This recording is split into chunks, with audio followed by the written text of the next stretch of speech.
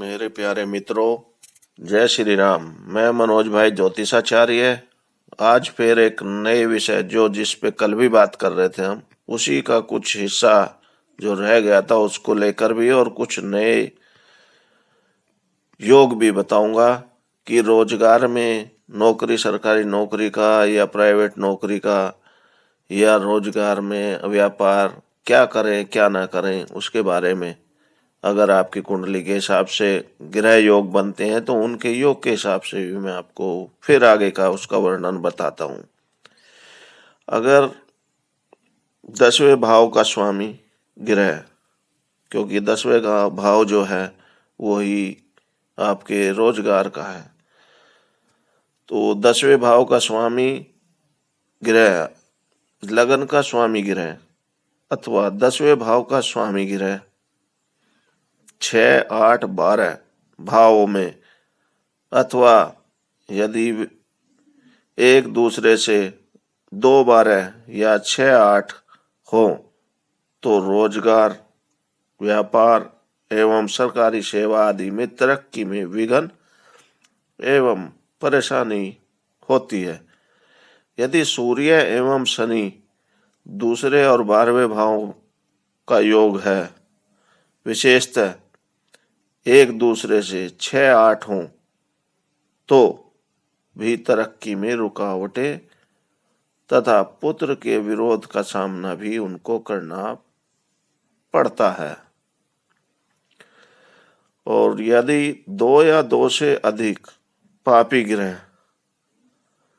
के साथ केतु भी जब 1, 8, 10, 11 राशियों में हो तो व्यक्ति को निराशा, असफलता, हार, नौकरी छूटने अथवा जनता द्वारा अपमान सहना पड़ता है।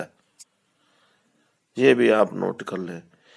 यदि 10वें भाव का स्वामी ग्रह आपकी कुंडली में शुभ स्थिति में है तो 9, 12 भाव में गुरु के साथ हो तो विदेश में उन्नति करता है, उनको विदेश जाने का योग मिलता है और वो विदेश में ही उन्नति करता है। दोबारा बताता हूं मैं, इसी को ध्यान में रखो। यदि 10वें भाव का स्वामी ग्रह शुभ स्थिति में हो और 9, 12 भाव में गुरु के साथ हो तो विदेश में उन्नति करता है। तो अपनी कुंडली में ये योग भी चेक कर ले कि आप विदेश में तरक्की पाओगे या अपने देश में उन्नति कर पाओगे। यानी कि जन्म स्थान से दूर जाना पड़ेगा तब आप उन्नति करने के योग बनते। जब जन्म कुंडली में शनि से आगे राहु, मान लिए जैसे कि कुंडली में यदि शनि जो है 5वें भाव का तथा राहु 7वें भाव का हो और इन दोनों के बीच में कोई ग्रह ना हो तो व्यक्ति को अपने पहले 35 वर्ष रोजगार संबंधी निराशा का सामना करना पड़ता है और किसी भी काम में पक्के पैर नहीं जमते। मतलब कभी कुछ करेगा, कभी छोड़ेगा, कभी कुछ करेगा, छोड़ेगा, वो चलता रहेगा 35 साल तक की उम्र तक। साथ ही यदि किसी जातक की यानी कि व्यक्ति के कुंडली में केंद्र में 1, 4, 7, 10 राशियां हैं तो वह लीडर उच्च पद प्राप्त जरूर करता है। यानी कि अगर कुंडली में केंद्र में पहला, चौथा, 7वां और 10वां राशियां हैं, यानी कि 10वीं राशियां जिसका मेष लगन होगा उसी की बात कर रहे हैं हम, तो वह लीडर उच्च पद प्राप्त करता है। उसकी इच्छाएं बड़ी ऊंची एवं महान होती हैं। किसी के अधीन सेवा करना उन्हें कठिन प्रतीत होता है। यदि 2, 5, 8, 11 राशियों में हो तो जातक यानी व्यक्ति, प्रबंधक अथवा ऑर्गेनाइजर स्वाभाविक तौर पर ही होता है और अनेकों व्यक्तियों में से पहचाना जा सकता है उसको कि यह व्यक्ति किस कुंडली में, इसकी में क्या योग बने हैं, वो भी पहचान सकते हो। यदि तीसरे, छठे, नौवे और 12वीं राशियों यानी कि तीसरी, छठी, 9वीं और 12वीं राशियां हो केंद्र में, तो ऐसे व्यक्ति किसी मैनेजमेंट अथवा दायित्वपूर्ण कार्यों में कम ही सफल होते हैं, बल्कि ये अधिकतर स्वयं किसी के अधीन काम करके लाभ उठा सकते हैं।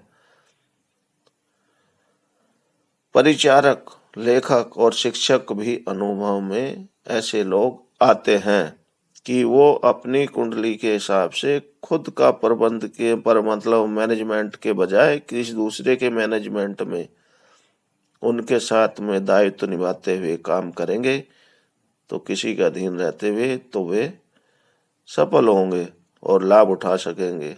अगर खुद ही सब कुछ करना चाहें तो वे सफल होना मुश्किल होगा उनका। साथ ही मैं एक चीज और बता रहा हूँ आज इसी में रोजगार के लिए कि अपनी कुंडली का 10वां भाव देखें और 10वें भाव में कौन सा ग्रह बैठा है, उसी के अकॉर्डिंग आपको रोजगार व्यवसाय करना चाहिए। अगर आपकी 10वें भाव में सूर्य बैठे हैं तो बहुत आशाएं, उमंग रखने वाला, बड़ा अधिकारी बनना चाहे, उच्च पद प्राप्त करे, सरकारी सेवा में हो, अधीनस्थ सेवा में रहना कठिन लगे, डॉक्टर, लीडर या मैनेजर बनने के योग बनते हैं, यानी नौकरी करेगा। दूसरा, अगर चंद्रमा बैठा है तो व्यापार, प्रोविजनल स्टोर, कृषि, पैतृक भूमि, साहित्य, शिक्षा विभाग, रोजगार में परिवर्तन हेतु मन में विचार उनके बार बार आते रहेंगे अगर किसी की कुंडली में 10वें भाव में चंद्रमा बैठे हैं। अगर मंगल बैठा है आपकी 10वें भाव में तो जोखिम के काम जो भी हों, पुलिस है, सेना, मैकेनिकल, सर्जन, धातु उद्योग, chemist, fire brigade, hotel, dhaba, भट्टी, ड्राइवर, मैकेनिकल और इंजीनियर आदि भी बन सकते हैं। रोजगार या व्यवसाय में इनमें जा सकते हैं, कर सकते हैं। अगर आपकी कुंडली में गुरु बैठा हो 10वें भाव में तो आपको शिक्षक, प्रोफेसर, टीचर, जज, धार्मिक नेता, बैंक अधिकारी, मैनेजर, कपड़े के स्टोर एवं प्रोविजनल स्टोर आदि व्यवसाय करने चाहिए। अगर साथ ही नौकरी भी कर सकते हैं। अगर आपके 10वें भाव में बुध बैठे हैं तो आप व्यापारी भी हो सकते हैं, कर सकते हैं, छापा खाना भी खोल सकते हैं, सेक्रेटरी भी हो सकते हैं किसी कंपनी, लेखक भी हो सकते हैं, अकाउंटेंट, क्लर्क, ऑडिटर, एजेंट, पुस्तक विक्रेता, स्टेशनरी की दुकान, दलाल, बहुभाषिया, अध्यापक, सहायक, nurse, Munshi, speed post courier आदि सेवा में भी आप उन्नति कर सकते हैं और इन्हीं में से कोई अपना रोजगार चुनेंगे। अगर आपकी कुंडली में 10वें भाव में शुक्र है तो आप स्वास्थ्य विभाग, अस्पताल, मैटरनिटी होम, सोसाइटी और रेस्टोरेंट, रेडीमेड का हो, मनिहारी की दुकान हो या फोटोग्राफर का हो या स्त्रियों से संबंधित विभाग हो अथवा कार्य क्षेत्र में आप प्रगति करेंगे। इन्हीं में से किसी को आप चुन सकते हैं। शनि अगर आपकी 10वें भाव में बैठा कुंडली में तो आप लेबर विभाग, प्रबंधक या फिर अधीनस्थ सेवा में उच्च पद, अधिकारी, उद्योग, डॉक्टर, उद्यमी, सब्र, संतोष, सूझबूझ रखने तो ठीक चलता रहे, जल्दबाजी करे तो मुश्किल खड़ी हो एवं हानि हो, दुर्घटनाएं, निराशा एवं घाटे का मुंह देखना पड़े। और अगर यदि आपकी कुंडली में 10वें भाव में राहु बैठे हैं तो आपको डॉक्टर, जेल विभाग, विद्युत विभाग, लेखक, उच्च अधिकारी, उच्च पद, यदि सूझबूझ रखें तो दिमाग से काम ले तो उन्नति, और अगर दिमाग से काम नहीं लिया, सोच समझ के काम नहीं किया तो अपना काम स्वयं बिगाड़े, वो स्थिति उनकी बनेगी। साथ ही अगर 10वें भाव में आपकी कुंडली के केतु बैठे हैं तो आपको गुप्त विद्या, तांत्रिक, ज्योतिष, होम्योपैथी के डॉक्टर, ट्रेवल एजेंट, फर्नीचर का काम, जितना घूमे उतना ही लाभ प्राप्त करें वाली स्थिति बनेगी। तो मेरे दोस्तों मित्रों, ये था आज जो मैंने कल कहा था कि कुछ मैं कुंडली के हिसाब में आपकी जो 10वें भाव से रोजगार की क्या बनती है उसके बारे में बताऊंगा कि आप क्या व्यापार, व्यवसाय या नौकरी करेंगे, क्या करेंगे। उसके लिए मैंने ये वीडियो आज बनाई है। मेरे हिसाब से ये चीज आपको सब समझ में आ गई होगी। अपनी कुंडली खोलकर आप स्वयं ही देख सकते हैं कि मेरी कुंडली में क्या योग है।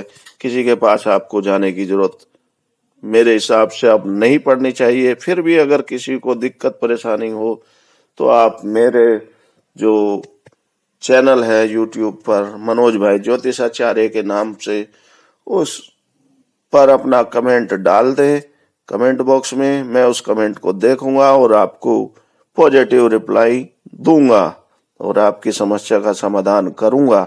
साथ ही कल फिर मैं एक नए विषय को लेकर आपके सम्मुख उपस्थित हूँगा। साथ ही आप लोगों से लास्ट में फिर मेरी वही रिक्वेस्ट है कि मेरे चैनल को सब्सक्राइब जरूर करें।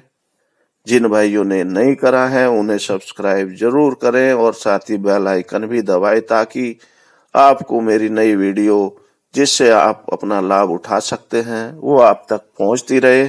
साथ ही मेरा भी उत्साहवर्धन होता रहे।